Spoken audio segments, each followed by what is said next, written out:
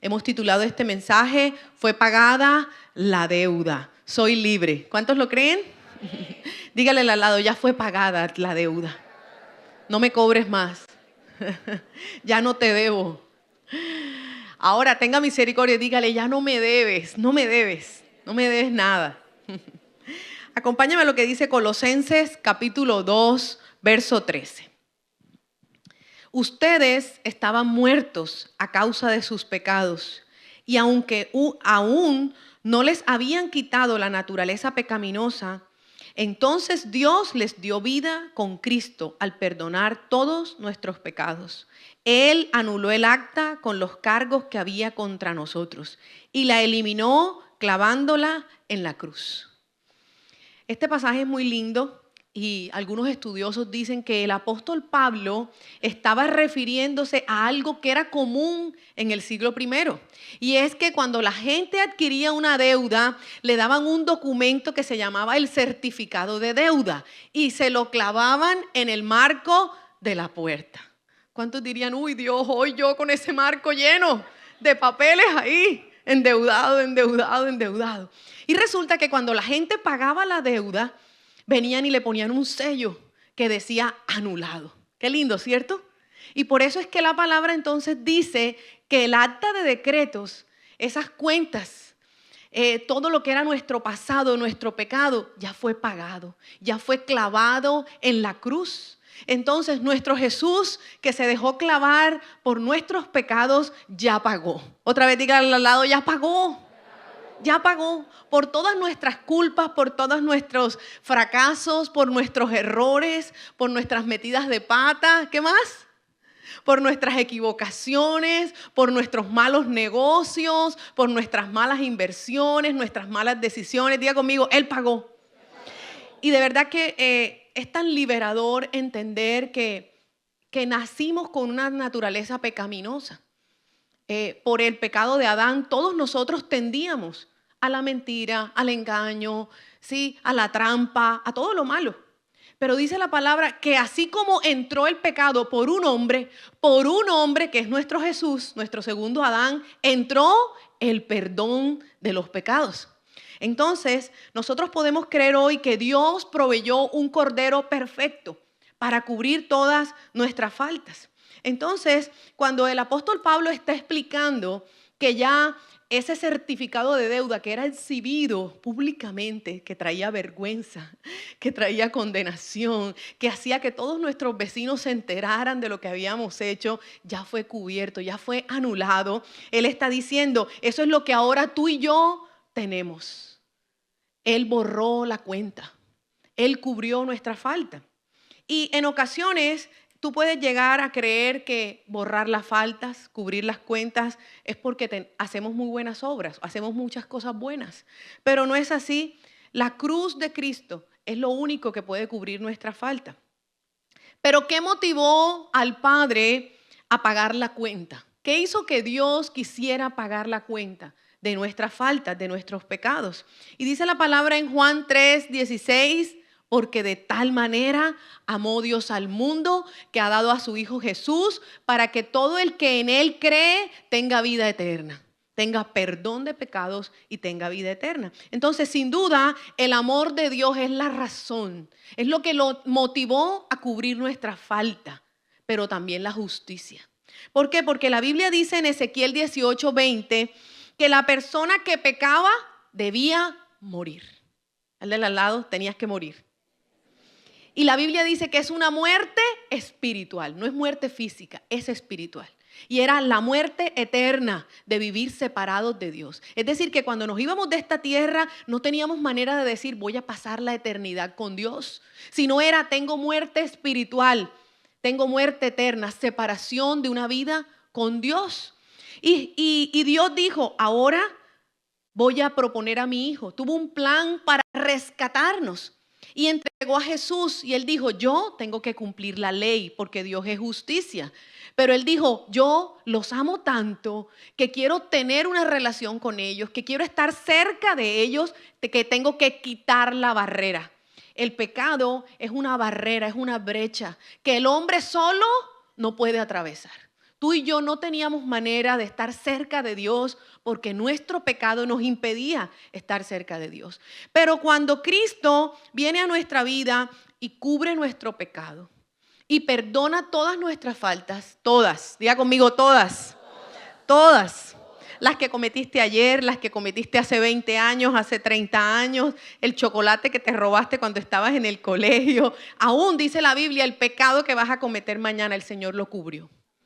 Pero dice la palabra que aunque hay esa gran redención, no nos excusa para pecar hoy. Porque también nos hace la advertencia que el que siga pecando deliberadamente, ya no habrá sacrificio de sangre que cubra su pecado. Entonces, el Señor, dice la palabra, el justo por los pecadores murió. Entonces, cuán maravilloso es que el Padre Celestial nos haya dado el regalo de no haber sido hallados culpables. Romanos capítulo 3, verso 24 dice, pero Dios, por su gran amor, gratuitamente nos declara inocentes. Diga conmigo, inocente. Porque Jesucristo pagó todas nuestras deudas. Dios ofreció a Jesucristo como sacrificio por nuestros pecados. Cuando creemos esto, el Señor perdona todos nuestros pecados pasados. Qué lindo, ¿cierto? ¿Cuándo perdona el Señor nuestros pecados? Cuando por la fe creemos que Jesucristo murió por nosotros. Entonces, hoy quiero contarles la historia de un hombre que producto de su culpa, de sentir la deuda de sus errores, estaba perdiendo su destino y su propósito. Y se trata de Jacob. ¿Cuántos conocen la historia de Jacob? ¿Recuerdan qué significa el nombre Jacob? Engañador. Dígale al lado, éramos engañadores. ¿Sí? Por la naturaleza adámica, todos nosotros éramos engañadores, tramposos, mentirosos, ¿qué más? Ventajosos. Yo que a veces veo, uy, este es ventajoso, tramposo. Todos éramos así. Y hoy por la fe Dios nos ha transformado. Entonces les cuento la historia de Jacob. Jacob es gemelo con su hermano Esaú, ¿se acuerdan? Y dice la historia que estaban en el vientre de la mamá y están peleando ahí entre los dos. Pero Esaú nace de primero. Así que Esaú es el primogénito y Jacob viene siendo el segundo. Pero Jacob sabía que la bendición del primogénito era muy importante. Entonces buscó la manera de quitársela a su hermano. ¿Recuerdan? Inventó un plan junto con su mamá, vio que el hermano venía con hambre y el hermano dijo, uy, qué huele tan rico ese guiso que hiciste. Y el hermano le dijo, listo, véndeme tu primogenitura. Pero Esaú creía que él le estaba haciendo una broma. Él no tomó en serio eso. Algunos dicen que él despreció su primogenitura, pero yo creo que entre hermanos estaban jugando. Pero Jacob tenía un plan y le dijo, ¿quieres mis lentejas? Bueno, yo quiero tu primogenitura. Y así fue como él lo usurpó esa posición de ser el primogénito. Entonces, luego el papá se antojó y le dijo, hijo mío, ves, tráeme un guiso también. Y él aprovechó en ese momento. Y dice la palabra que, usted lo puede leer ahí en Génesis 26, 27, nos está contando la historia. Se puso pelos de animal en los brazos porque Esaú era muy velludo. Y como su papá ya estaba ciego en su lecho de muerte, se le apareció allá con el guiso. Y le dijo, aquí te he traído, papá. Y el papá lo tocó. Y le dijo, bueno, ahora te voy a dar la bendición.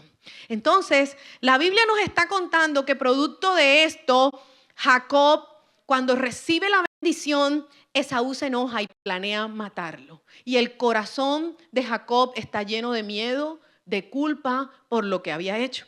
Génesis 27, 35, aquí vamos. Pero Isaac le dijo, tu hermano estuvo aquí y me engañó. Él se ha llevado tu bendición. Con razón su nombre es Jacob, exclamó Esaú, porque ahora ya me ha engañado 2 veces. Primero tomó mis derechos de hijo mayor y ahora me robó la bendición. ¿Cuántos se parecen a Jacob? Y ahí venimos, ¿verdad? Jacob se inventó un plan en sus fuerzas, producto del engaño, de la mentira, y muchos venimos de allá. Alteremos el papelito aquí, cambiemos la factura acá, ¿sí? Súmame otro poquito por aquí. Todos venimos de allá, del soborno, de la mentira, del engaño, de alterar, de falsificar, todos venimos de allá. Y resulta que cuando Esaú se llena de rabia y planea matar a su hermano, la mamá le dice, hijo mío, huye. huye para donde tu tío Labán. Y entonces Jacob es víctima de su propio invento. ¿Con quién se encuentra? Con el tío Labán. Y la Biblia dice que este era más zorro que Jacob. Este le salió campeón en el engaño. Entonces primero le ofreció entregarle a su hija. Pero él dijo, no, la mayor, la fea, no se puede quedar solterona. ¿Sí? Eso es invento mío, ¿no? Le entregó entonces en engaño a Lea y después lo hizo trabajar por la otra para que sus dos hijas no se quedaran. Y sigue diciendo la historia, puede usted seguir leyendo ahí entre Génesis 27 y 32, que lo esclavizó, le cambiaba el salario cada tanto, pero Dios estaba con él. En ese proceso de transformación, en ese proceso en donde Jacob ahora es víctima del engaño, ¿sí? O sea, tomó su propia medicina, encontramos a otro Jacob que ahora ya no está engañando. Encontramos a un Jacob que ahora está buscando a Dios y le está diciendo, Señor, mira lo que ha hecho. Señor, mira que me quita las crías. Señor, mira que las moteadas eran las mías, no las rayadas. Y usted ve a Jacob hablando con Dios, pidiéndole a Dios su intervención. ¿Qué pasa? Vemos a un Jacob que se está rindiendo a Dios, que ya no está viviendo bajo su propia astucia, porque no le podía ganar al tío Labán. Pero Dios estaba con él y Dios lo prosperaba. Entonces vemos a Jacob ya sometido a Dios y queriendo volver a su tierra. Y tenía miedo de volver porque sabía que su hermano lo podía matar. Cuando usted continúa la historia, ve que él en el camino tiene un encuentro con el ángel del Señor. Y dice la palabra que la guerra con el ángel en Génesis 32 era tan fuerte que lucharon toda la noche. Y eso lo que significa es que Jacob estaba siendo transformado. Y dice la palabra que allí el ángel le cambia el nombre. Y le dice, ya no serás llamado Jacob el engañador. Ahora serás llamado Israel, que significa Dios prevalece. Qué lindo, ¿cierto? Para Dios, para Jacob, ahora Dios era más valioso, era más importante. Él sabía que Dios ahora era su fuente de bendición, no sus engaños.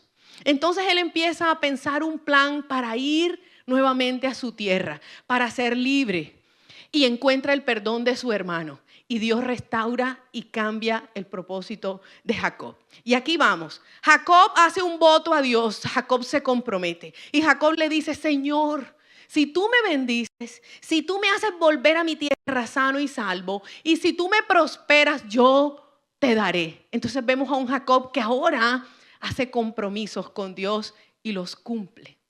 Y entonces Dios empieza a transformarlo. La historia de Jacob nos enseña cosas muy importantes. Mire, él dejó de ser el engañador, ahora ser el hombre humilde que busca a Dios.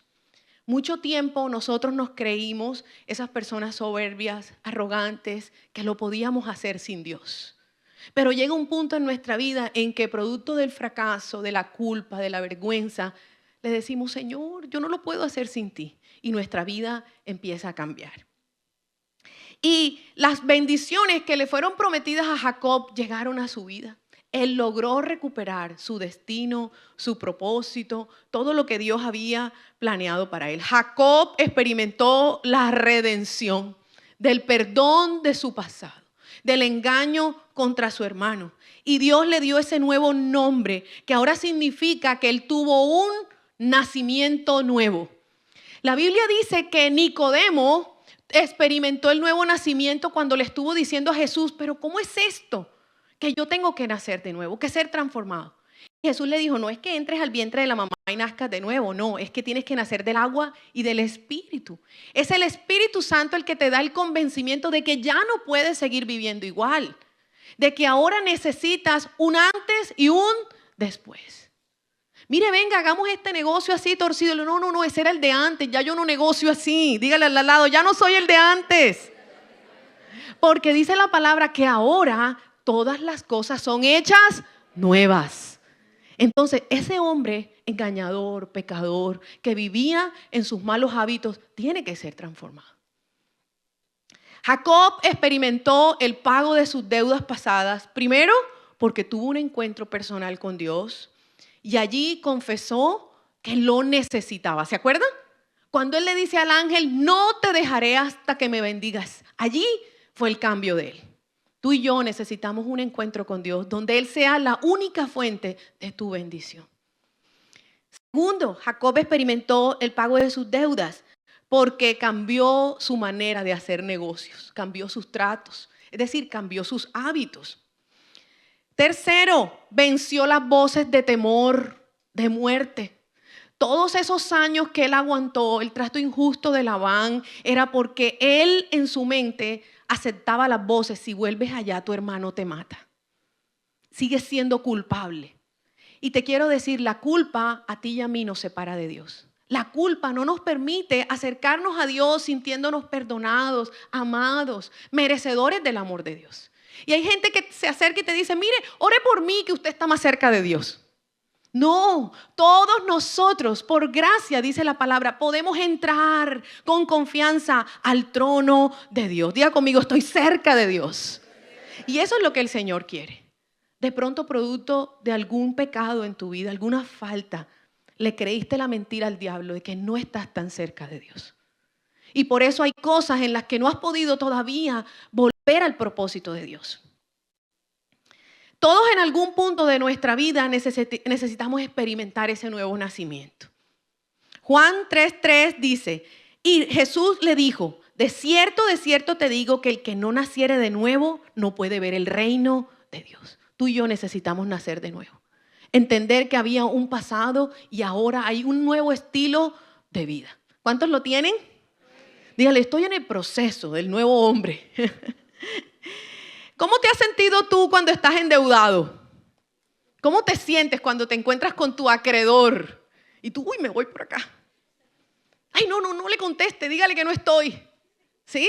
Y el niñito todo inocente: mi papá manda a decir que no está. ¿Sí? Nosotros tenemos que hacerle frente a los errores del pasado, a las culpas del pasado, pero ¿cómo? Aceptando hoy la redención del Señor. Dios muestra su amor con nosotros, dice la palabra, en que siendo pecadores, Cristo pagó nuestra falta. Y lo más maravilloso es que era una deuda tan grande por nuestro pecado que tú y yo nunca hubiéramos estado habilitados para pagarla. Porque no es por nuestras obras, es por el perdón del Señor. ¿Cómo vamos a experimentar la libertad? ¿Cómo es que tú y yo vamos a poder vivir libres de culpa? Colócate la mano en el corazón un momentico y dilo conmigo: ¿cómo voy a experimentar la libertad, el perdón? Algunos consejos. Lo primero, recibe el pago de la deuda. Recibe el regalo del perdón. Recibe el regalo del perdón. Y quiero decirte que la Biblia dice que el Señor ya pagó por nuestras faltas y que nuestras faltas están en el fondo del mar. Pero nosotros mismos a veces nos seguimos culpando por nuestros pecados. Entonces, recibir el perdón de Dios significa que yo también me perdono. Tóquese aquí: yo me perdono. Te perdono, Ana Milena. ¿Qué tal si dice su nombre allí? Te perdono. A veces somos tan críticos con nosotros y tan duros a veces, o a veces nos volvemos sinvergüenza, ¿cierto? A veces como que no nos arrepentimos verdaderamente del pecado, sino que seguimos en el mismo ciclo. Pero Dios sabe la verdad. Dios sabe cuando te arrepientes de corazón y le dices: Señor, necesito ser transformado, necesito cambiar. Entonces recibe el regalo del perdón y entiende que no tienes que ser perfecto porque ninguno de nosotros es perfecto, y entiende también que todos hemos fallado. La culpa de cada uno es diferente porque la carga del pecado de cada uno es diferente. Pero la misericordia de Dios está disponible abundantemente para nosotros. Segundo, ¿cómo experimentar la libertad? Acalla las voces de acusación. ¿De qué te acusa Satanás? ¿Cuál es la voz que él usa para decirte que no eres tan bueno, que no eres tan santo, que no eres perdonado? ¿En dónde te acusa él? Recordándote el pasado. A veces esa voz te dice que lo que estás viviendo hoy es producto de tus malas decisiones. Y quiero decirle, es cierto que vamos a vivir con las consecuencias de nuestros pecados. Por ejemplo, si yo fornicaba con mi novio y salí embarazada y el novio se va y nunca se casa conmigo, voy a tener que ser una madre soltera con mi hijo, ¿sí? Y mi hijo es una bendición, pero él es una consecuencia del tiempo del pecado. Entonces, no es que Dios borre la consecuencia, no, pero es que ahora Él me ayuda. Por eso el Señor dice que Él es el papá de los huérfanos y es el padre de las mujeres solas, el esposo de las solas. Entonces, probablemente muchas cosas que viva hoy sí son consecuencias de mis malas decisiones del pasado. Pero Dios es perfecto. Dice la palabra que aún puede escribir derecho en líneas torcidas.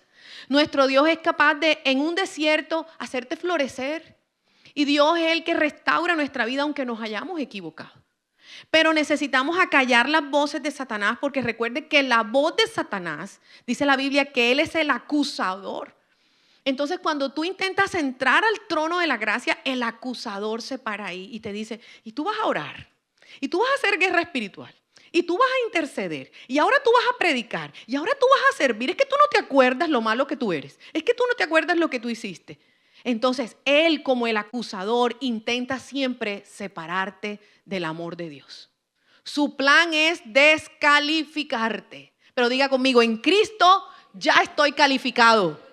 Porque Él es el que nos capacita, dice la palabra, para hacer todas las buenas obras que Dios diseñó para nosotros. Yo en mis obras nunca me hubiera podido sentir aceptada o perdonada para estar aquí delante de ustedes. Tengo muchísimos pecados, muchas malas decisiones de mi pasado. Pero solamente el aceptar ese regalo del perdón, el acallar las voces de Satanás cada vez que oro, cada vez que predico, cada vez acallar esas voces. Recordarle a Satanás dónde está. Dígale al de lado, ¿dónde está Satanás? Dice la Biblia, debajo de mis pies, como un enemigo derrotado. Cristo lo venció en la cruz y es lo único que te ayuda a estar en la posición correcta. Tercero, ¿cómo experimentar esa libertad? Recibe la gracia y el favor de Dios. Diga conmigo, gracia. Y la gracia es ese favor no merecido que nos cubre. Es decir, tú y yo no tenemos por qué pagar por eso. Quiero por un momento ponerte el ejemplo de Judas. Dice la palabra que hasta el último momento Judas comió con Jesús. Y Judas, que le gustaba la plática, ¿se acuerdan? Le dieron unas monedas para entregar al Mesías. Y él tuvo un plan y le dijo a todos a los sacerdotes y a los del Sanedrín, el que yo bese, ese es el maestro, llévenselo. Y dice la palabra que cuando ya Judas entrega al maestro, la amarga culpa lo llevó a suicidarse. Pero estoy segura que si Judas, aún habiendo entregado al maestro, se arrepiente de su pecado y se acerca, Jesús lo hubiera perdonado. No se hubiera muerto. Pero quiero que piense ahora lo que la culpa hace en nosotros, al igual que Judas. ¿En dónde te has suicidado? ¿Te has suicidado emocionalmente, ministerialmente, empresarialmente? Hay gente que dijo, no más, yo no sirvo para eso. Yo morí a eso. Estás vivo físicamente, pero hay planes, hay proyectos, hay cosas que emprendiste donde fracasaste, donde Satanás te dice que no eres bueno y tú te suicidaste. No volviste a soñar con eso. Mire, yo hablo con gente, hombres aquí en la iglesia que me dicen, no, yo ya me quedo solo, el matrimonio no es para mí. Yo, ¿cómo? Si el Señor no se equivocó cuando dijo que no es bueno que el hombre esté solo. Ay, no, mire, ya yo lo he intentado y me ha ido mal. Yo digo, no, puede ser que lo intentaste sin Dios, pero con Dios sí es posible que tú tengas un hogar. Mujeres, yo hablo con mujeres jóvenes en la iglesia. ¿Qué pasa? ¿Estás joven? Ay, pastora, no me llega ninguno, no me llega nadie. Hombres, esas mujeres están esperando que las conquistes, que le des amor redentor. Mujeres, esos hombres están esperando amor redentor. Y a veces tenemos tantas condiciones, pero cuando ya nosotros nos disponemos, el favor y la gracia del Señor te dice, puedes volver a empezar. No importa cuántas veces te hayas equivocado, no importa cuántas veces hayas fracasado, Dios es capaz de decirte, hagámoslo de nuevo. Entonces ahora te va a ir bien. Pero recuerde, Judas no experimentó el perdón de Dios, sino que él se condenó en su propia culpa. Y eso es lo que puede pasar en nuestra vida. No recibimos el perdón de Dios, no nos restauramos y por eso no lo volvemos a intentar. Y Satanás cumple su plan de sacarte del propósito de Dios. ¿Se imaginan el plan de Dios para Judas? De experimentar todo lo que venía para el maravilloso evangelio, el ser tremendo evangelista. ¿Sí? El mayor capitalista. Él hubiera ayudado mucho en las finanzas, de la expansión del evangelio. Y al lado del testimonio de Judas tenemos el de Pedro. ¿Cuántos conocen a Pedro? ¿Se acuerdan? El Pedro es lindo. El Señor le dice: Pedro, antes de que cante el gallo me habrás negado 3 veces. Dice la palabra que cuando Pedro hubo negado a Jesús, lloró amargamente. O sea, sintió la culpa de haber negado a Jesús. Y dice la Biblia que volvió a pescar. Dejó de ser pescador de hombres, soltó su propósito, el nuevo hombre que Dios estaba formando. Él dijo: no, yo no sirvo para eso si yo negué al maestro. Y se vuelve a pescar. Y Jesús resucitado se le aparece, y se le aparece con tanto amor. Dice la Biblia que les estaba preparando asado. Y Jesús dice, Pedro dice: ese es el maestro, y sale corriendo donde él. Y Jesús no le reclama. Jesús no le dice: Pedro, ¿por qué me negaste? Pedro, ¿por qué me dejaste solo? Sino que le dice, ¿qué? ¿Qué le pregunta? Pedro, ¿me amas? Qué lindo, ¿cierto? Pedro, ¿me amas? Pedro, ¿todavía me amas? Y él finalmente, como se lo pregunta 3 veces, le dice: Señor, tú sabes que sí te amo. Y entonces el Señor le da la instrucción del propósito de Pedro. Y le dice: Pedro, ve, apacienta mis ovejas, cuida mis corderos. Y Pedro es entonces el gran padre que vemos en la primera iglesia. Con ese arrebato, como digo yo, de su fuego, de su pasión de predicar el evangelio. Y Dios nos ve así. Dios nos ve que aunque tú y yo fallamos, que aunque tú y yo estamos en el intento y nos caemos una y otra vez, y una y otra vez tú estás luchando con dejar ese pecado, con dejar ese hábito pecaminoso, el Señor te dice: yo te estoy viendo en el futuro.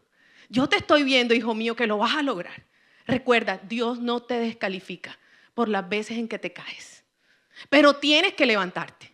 No te puedes quedar en el ciclo de pecado, porque si te quedas en el ciclo de pecado no logras vencer y alcanzar el propósito que Dios estableció para ti. Entonces, recibe la gracia y el favor de Dios para que ahora puedas creer que ese favor de Dios está sobre ti, que Él te va a bendecir, que Él te va a llevar a un gran destino para ti.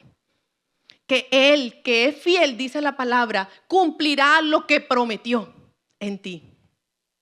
Y fue lo que experimentó Jacob, es maravilloso. Cuarto, ¿cómo más experimentamos esa libertad? Experimenta el poder del Espíritu Santo, que es el poder transformador. El único que nos va a ayudar para vencer el pecado es el Espíritu Santo.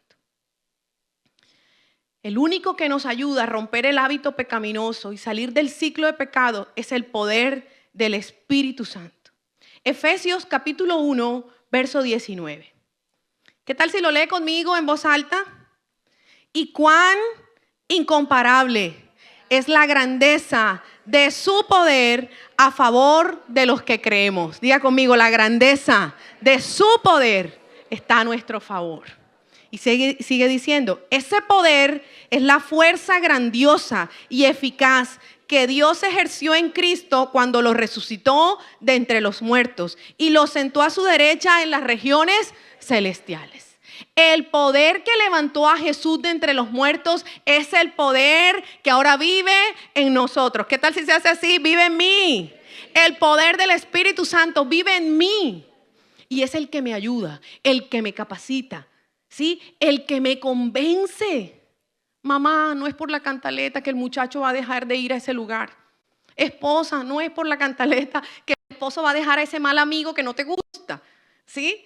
Esposo, no es por la cantaleta que tu esposa va a cambiar. Es por el convencimiento del Espíritu Santo. Pero nosotros, al igual que Jacob, tenemos que rendirnos en hacerlo a nuestra manera, en hacerlo a nuestro plan. Dígame si usted es como yo y ahí en la cama maquina: voy a hacer tal cosa, voy a hacer esto, aquello, para que eso no se dé. Voy a llamar, voy a hacer. Y estamos haciéndolo en nuestra fuerza. Y dice la palabra: no es con espada ni es con ejército. Vamos, dígaselo al lado. No es con espada, no es con ejército, no es con mensajes anónimos. Saben que un tiempo en la iglesia nos atacaron y nos mandaban unos mensajes anónimos fuertes y luego íbamos a ver las cuentas y las cuentas eran unas cuentas falsas, ¿sí? Y yo decía, uy, pero esto es diabólico porque esto es el espíritu de Jezabel manipulando.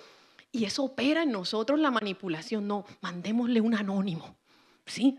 Mandemos una carta, llamemos y colgamos. O sea, cuando yo me invento planes, ¿sí? Yo no estoy dejando que sea la obra del Espíritu Santo la que haga. Pero como no nos gusta orar, va a ser más fácil, entre comillas, que yo lo quiera hacer a mi manera. Pero acuérdense, el que hace la obra perfecta es el Señor. Yo voy a ayunar, voy a orar, voy a hacer guerra, porque eso se va a destruir, porque eso no es la voluntad de Dios. Y probablemente vamos a tener que callar mientras hacemos la guerra. Entonces, el Espíritu Santo está disponible para darnos ese poder, dice la Biblia. Ese poder es la fuerza grandiosa y eficaz. Qué lindo, ¿cierto? ¿Cuántos necesitan esa fuerza? Dígale, Señor, yo necesito esa fuerza. Esa fuerza para saber cuándo tengo que huir de la tentación. Señor, yo necesito esa fuerza para dejar los amigos que no me convienen. Dios, yo necesito esa fuerza para decir no cuando vengan las propuestas indecentes, pecaminosas. Necesitamos el poder del Espíritu para que nos convenza. Y quinto, ¿cómo vas a experimentar esa libertad del Señor?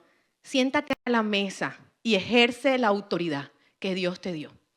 Dice la palabra que nosotros ahora, habiendo sido resucitados con Cristo, diga conmigo, resucitado con Cristo, estoy sentado con Cristo en los lugares celestiales. Ya no vivo yo, Él vive en mí, dice la palabra, y ahora todas las cosas fueron hechas nuevas. Nadie nos puede acusar de nuestro pasado, pero muchos de nosotros, como nos seguimos sintiendo culpables, comemos las migajas de la mesa. Y no nos sentamos a la mesa para vivir como hijos de Dios. Y dice la palabra que ¿cómo vive un hijo de Dios? Buscando agradar a Dios en todas sus obras. Y ahí tenemos que empezar a decirle, Señor, en mi área financiera vivo como un hijo tuyo. Señor, en mi área emocional vivo como un hijo tuyo. En mi área laboral, en mi área ministerial. ¿En dónde te evalúas y hoy no estás viviendo como un hijo de Dios? Pero el Señor es tan lindo y tan fiel. Acuérdense que aunque a veces nos desviamos del camino, como el hijo pródigo, Él siempre nos está esperando. Si hoy te alejaste, si hoy te sientes apartado del Señor, el Señor te dice, vuelve a casa, yo te estoy esperando. Dios quiere, al igual que Jacob, llevarnos a ese propósito que tiene para nosotros. Si en algo fallaste, si en algo te apartaste del camino del Señor, el Señor te dice, vuelve. Este es tu verdadero destino. Y tenemos que sentarnos a la mesa como hijos del Señor. Si yo me siento culpable, no voy a ejercer la autoridad como hijo de Dios. ¿Qué significa? Que no voy a atreverme a orar. No voy a atreverme a hacer guerra espiritual. No voy a atreverme a reclamar las promesas que Dios tiene para mí. Voy a vivir ordinariamente, sin el poder de Dios. Y miren cómo nos dice Efesios 1:3, para que tengamos nuestro tiempo de oración. Efesios 1:3. Alabado sea Dios, Padre de nuestro Señor Jesucristo, que nos bendijo con toda clase de bendiciones espirituales. Amén, diga conmigo, Él me bendijo con bendiciones espirituales en los cielos, porque pertenecemos a Cristo. Desde antes que formara el mundo, Dios nos escogió para que fuéramos suyos a través de Cristo y resolvió hacernos santos sin falta ante su presencia. Ya conmigo, soy santo, sin falta delante de Dios. Así que tú y yo tenemos la etiqueta correcta para sentarnos en el banquete. Invita al de al lado y dile, vamos al banquete. ¿Eres santo?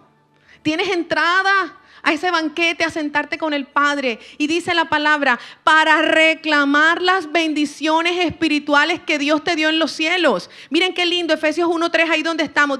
Dios nos bendijo con toda clase de bendición espiritual en los cielos. Dígale al de al lado, toda clase de bendición. ¿Qué estás necesitando hoy? Señor, necesito cambiar el carrito viejo por uno nuevo. Señor, necesito pintar la casa. Señor, necesito irme de vacaciones para Disney con mis hijos. Señor, necesito estrenar la visa, nunca he salido del país. Señor, mira, necesito ahorrar para que mis hijos vayan a la universidad. ¿Qué necesitas? El Señor dice, ya yo te di bendición abundante en todas las áreas de tu vida. Pero necesitas sentarte a la mesa creyéndote que eres un hijo perdonado y que ahora ejerces la autoridad como hijo de Dios. Eso es lo que el Señor quiere. Y te dejo con esta promesa, Efesios capítulo 2, verso 4. Pero Dios es tan rico en misericordia y nos amó tanto que aunque estábamos muertos a causa de nuestros pecados, nos dio vida con Cristo. Pues solo por su gracia somos salvos. Además, nos levantó con Cristo de la tumba y nos hizo sentar con Cristo en los lugares celestiales. ¿Dónde estás sentado hoy? Con Cristo en los lugares celestiales. ¿Qué tal si oramos? Te invito a ponerte en pie. Que le puedas decir al Señor hoy en dónde te sigues pareciendo a Jacob. Levanta tu mano al cielo y dile, Señor, reconozco que hay mucho de ese Jacob en mi Padre. De ese que vive en sus fuerzas, de ese que hace su plan, de ese que engaña, de ese que miente. Aún, Señor, si yo he seguido luchando con el mismo pecado, yo te pido que hoy me des las fuerzas de tu Espíritu, Padre.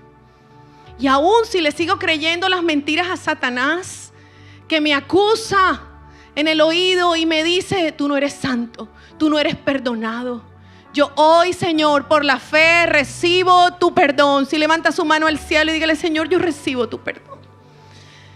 Y si sientes confesarle ese pecado, dile, Señor, yo te pido perdón. Yo te pido perdón, Padre, porque sigo luchando con la mentira. Sigo luchando con el engaño, con el enojo, con la ira, con el mal genio. Sigo luchando, Señor. Te pido perdón, Padre, porque vengo delante de ti siendo ese que mejor se queda con la culpa y mejor se aleja, mejor se aparta y se siente lejos de ti. Perdóname. Y hoy, Señor, yo recibo tu perdón. Dígalo conmigo, yo recibo tu perdón y yo me perdono. Yo te perdono, Ana Milena. Vamos, reconcíliese con usted mismo, porque no tienes que ser perfecto, porque no eres perfecta. Y es verdad, muchos vieron tu falta y aún te sientes avergonzado por tu falta, pero el Señor te dice, ya te perdoné, ya cubrí tu falta, yo ya no me acuerdo de tu pecado y de tu falta, yo hice todas las cosas nuevas. Eres nuevo. Vamos, dígalo, eres nuevo, eres nueva, Ana Milena, eres nueva. Las cosas viejas pasaron. He aquí ahora yo soy nuevo porque Dios está en mí. Porque el Espíritu de Dios que levantó a Jesús de los muertos ahora vive dentro de mí y me ayuda a escoger el camino del bien. Padre, gracias porque tu Espíritu está hoy conmigo y me ayuda, Padre, a aborrecer lo malo y a escoger lo bueno. Vamos, dígalo conmigo, tu Espíritu me capacita para escoger lo bueno y rechazar lo malo. Gracias, Señor, porque aunque en mis fuerzas yo no lo pueda hacer, hoy tu Espíritu está dentro de mí para que yo no me aparte de tu camino, Dios, sino que me rinda y reciba tu amor. Gracias, Señor, porque tú me cambias, porque tú me transformas. Y gracias, Señor, porque hoy me dices, te estoy esperando.